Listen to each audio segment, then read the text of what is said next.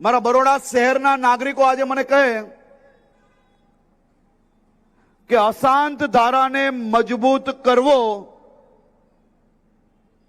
અને આપણા ક્ષેત્રોને સુરક્ષિત રાખવા તે ખોટું કામ છે। અશાંત ધારાને મજબૂત કરવો જોઈએ કે ના કરવો જોઈએ, તમે જ મને કહો, જરાક જોરથી કહો તો જ સંભળાશે।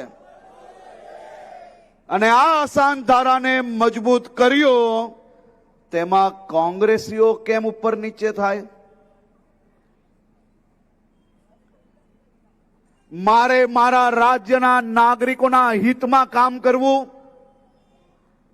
કે આ કોંગ્રેસીઓને કટકી મળતી હોય પરમિશન લાવવા માટેની એ કામોને એમને કઈ બી કરીને બંધ કરાવવા?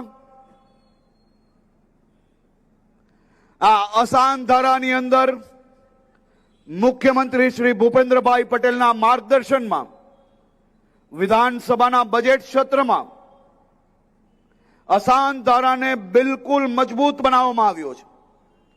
આવનારા દિવસોમાં વિસ્તારોની અંદર આ પ્રકારના કોઈ બી ષડયંત્ર રચવાનો પ્રયાસ કરશે તો એને હજી વધુ કડકાઈથી કામ કરવામાં આવશે, કામ લેવામાં આવશે।